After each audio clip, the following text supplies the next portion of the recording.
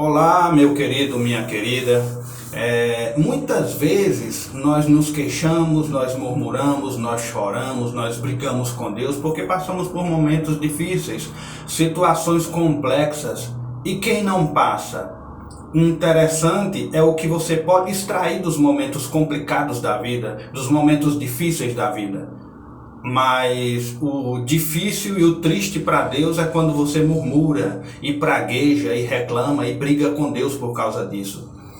Eu queria falar um pouquinho da vida de um homem que se entregou para Deus, que confiava em Deus, que confiou em Deus e que viveu o caminho do amor por Deus. E tudo o que aconteceu na vida dele, ele achava como que algo comum e que não atingia essa fé, essa confiança que tinha em Deus. Eu estou falando do apóstolo Paulo, né? Talvez você não tenha ainda percebido o quanto que aquele homem foi usado por Deus, mas também o tanto que o mundo castigou aquele homem.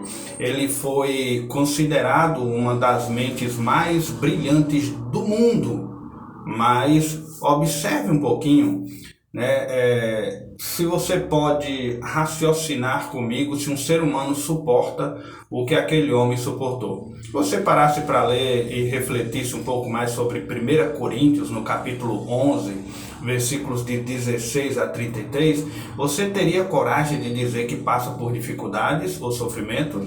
Se você estudasse e lesse o que aquele homem passou. Vamos ler a Bíblia, vamos entender um pouquinho o que é ter confiança e amor a Deus. Eu não estou falando de você ser masoquista, pelo contrário, eu estou falando de você pegar sua dor, seu sofrimento, sua dificuldade, seus momentos difíceis e colocar a Deus diante de Deus, né? Derramar toda a sua vida diante de Deus. Olha o apóstolo Paulo, ele passou por riscos de vida por muitas vezes. 3 vezes a Bíblia relata que ele apanhou com vara. Ele foi uma vez apedrejado. O barco afundou com ele 3 vezes. Ele passou uma noite perdida no mar. Passou por perigos em rios, riscos de assalto na cidade, no deserto.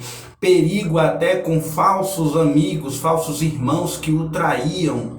Pessoas que eram chegadas a ele. Perigo em trabalhos, cansaço corporal que aquele homem tinha porque não tinha a facilidade de locomoção que nós temos hoje, transporte, tudo, ele não tinha.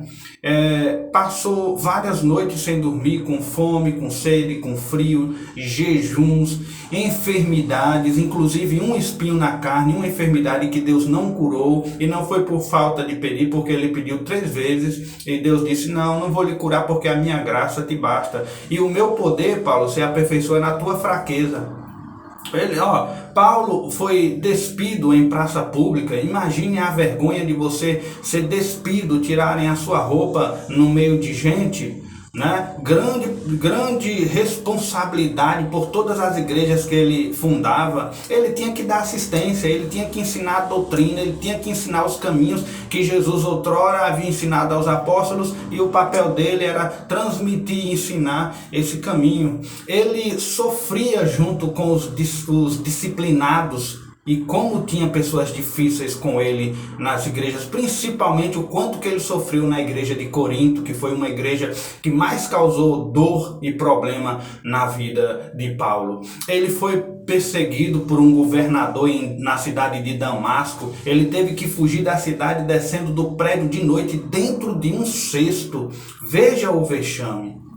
Nos versículos 24 de 1 Coríntios, ele diz que recebeu dos judeus 5 quarentenas, menos uma. Sabe o que isso quer dizer, meus queridos?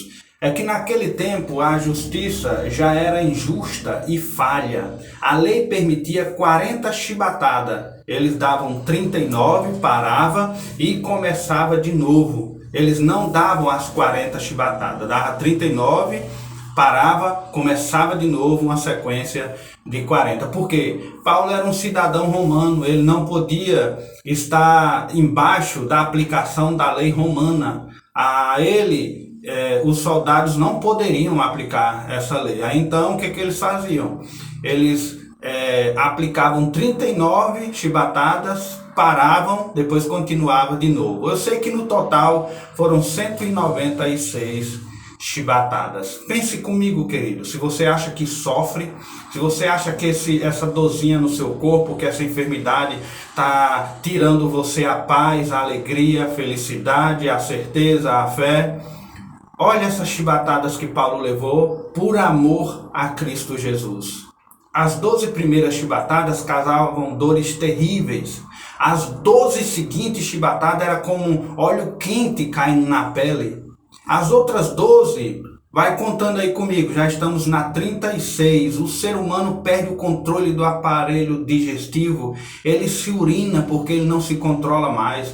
Quem tomava 2 quarentenas menos uma, já estamos contando aqui 79 chibatadas, eles tinham sequelas neurológicas para o resto da vida. A mente não seria mais a mesma. E quem tomava acima de 3 quarentenas, às vezes não suportava. Tinha muitos que morriam antes de chegar nisso. Paulo tomou 5 quarentenas menos uma. Se você for contar 5 menos uma, dá um total de 196 chibatadas. E agora veja o que ele chama tudo isso que ele passou. Tudo isso que eu listei para você. Lá em 2 Coríntios, capítulo 4, versículo 17, sabe o que ele chama isso tudinho? Leve e momentânea tribulação. E agora, meu querido, você está sofrendo? E o teu sofrimento é direcionado a quem? Paulo, tudo isso que ele passou foi por amor a Cristo. Então ele diz, eu vivo para Cristo, mas se eu morrer por causa disso, ainda vai ser melhor para mim, porque eu vou estar com Cristo. Viver é Cristo, morrer é lucro. O lucro de Paulo era a presença de Cristo na vida dele. Pegue esse teu sofrimento, essa tua dor, essa tua angústia, repreenda a murmuração, entregue isso para Deus e agradeça a Deus porque você ainda está vivo para sentir isso. Pare de murmurar, meu querido. Há pessoas do teu lado que sofrem muito mais que você, que têm mais dificuldades que você, que têm desafios a traçar maiores que o teu. Saia dessa masmorra de negatividade, de murmuração. Vá visitar um hospital. Vá orar por alguém que está em situações piores que a sua. Deus permite muitas vezes isso acontecer na vida da gente, a dor, a tristeza, a enfermidade, que é para a gente refletir quem é que está no controle e para a gente saber o que nós somos, pó, e o pó retornaremos. É para a gente entender que há uma total dependência de nós para com Deus e percebermos que nós não somos nada sem Deus. Veja aí, estamos nesse período de vírus, Esse período aí onde muitos estão preocupados, com medo, se cuidando. Um vírusinho que você nem vê, nem enxerga, é invisível aos olhos humanos, mas que mexeu com o mundo inteiro. Veja a fragilidade do ser humano. Não somos nada, não valemos nada. Mas se você está com Deus, você tem uma noção, você tem um foco, você tem um norte, você tem uma direção. Se você está com Deus, você pega isso tudo e mesmo assim glorifica a Deus. Foi esse mesmo Paulo com um colega dele, Silas, que foram presos, encarcerados, algemados no escuro, numa prisão fria, que um olhou para o outro, já que estamos aqui e vamos ficar um tempo todo ocioso, vamos louvar a Deus. Louvor significa gratidão. O que eles tinham para agradecer ali? Eles tinham, e muito para agradecer, a salvação. Deus tirou ele da fila do inferno. Eles tinham que agradecer porque ainda estavam vivos para louvar a Deus. E eles agradeciam mais ainda porque tudo aquilo era em nome de Deus. Mas Jesus sofreu por cada um de nós. Pense nisso, o sofrimento de Jesus é incomparável a essas dorzinhas que a gente passa nessa terra.